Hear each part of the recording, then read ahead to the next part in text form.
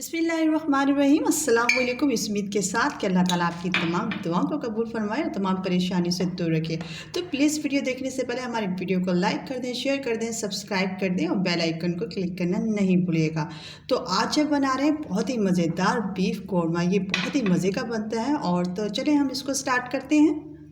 यहाँ हमारे पास गरम मसाला है, यहाँ घी गर्म हो चुका है और हमने गरम मसाला इसमें डाल दिया है। अब हम इसमें शामिल करेंगे गोश्त, जो कि हमारे पास है 1 kg।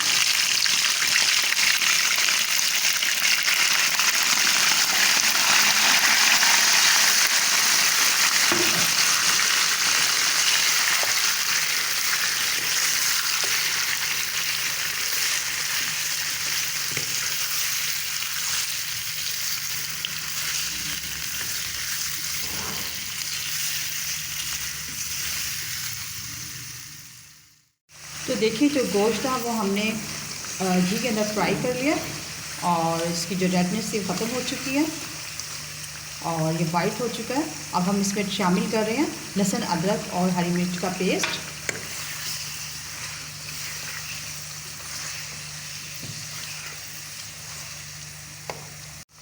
अब हम शामिल करेंगे स्पाइसेस। ये हमारे पास नमक है और कुटी हुई मिर्च है और मिर्च है यहाँ पर पिसी हुई, और हल्दी हमने इसमें शामिल कर दी है।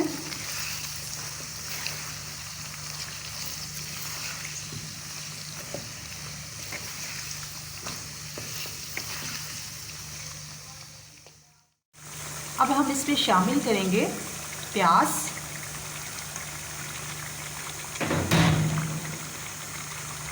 और यहाँ हमारे पास है टमाटर, दरमियाने साइज़ के टमाटर हैं, और इसको मिक्स कर लेते हैं। और बर्तन की तरह थोड़ा मुझे छोटा लग रहा है। और अब हम इसमें शामिल करते हैं पानी हमने इसमें शामिल कर दिया और अब हम इसको रख देंगे टेंडर होने के लिए 40 मिनट्स के लिए, लो टू मीडियम आंच पर।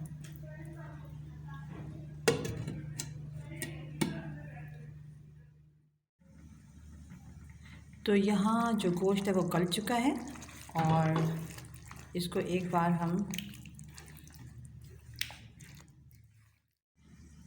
तो गोश्त यहाँ हमारा गल चुका है और अब हम इसमें मज़ीद मसाले शामिल करेंगे। यहाँ पे हमारे पास है पिसा हुआ धनिया,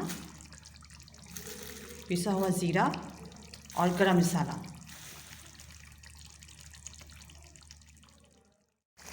तो दही हमारे पास एक प्याली है और इसमें हम शामिल करेंगे कौरमा मसाला और तली हुई प्याज, और इसको कर लेते हैं मिक्स। तो अब हम इसमें शामिल करेंगे दही। तो गोश्त जो है वो भुनने के करीब आ चुका है और अब हम इसमें शामिल करेंगे दही और इसकी बहुत अच्छे से भुनाई कर लेंगे जब तक घी ऊपर नहीं आ जाता।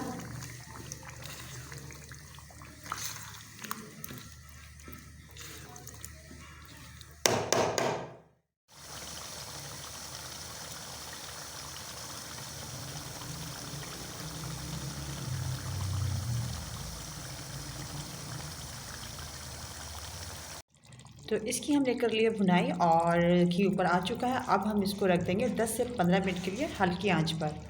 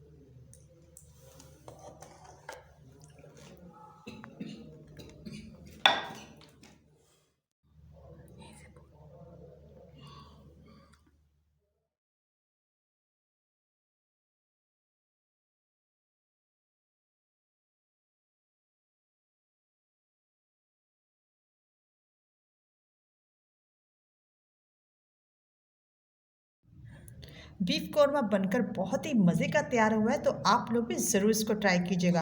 तो अगर हमारी वीडियो आपको अच्छी लगे तो प्लीज़ हमारी वीडियो को लाइक करें, शेयर करें, सब्सक्राइब करें और बेल आइकन को क्लिक करना नहीं भूलिएगा। बहुत बहुत शुक्रिया आपका। अल्लाह हाफिज़।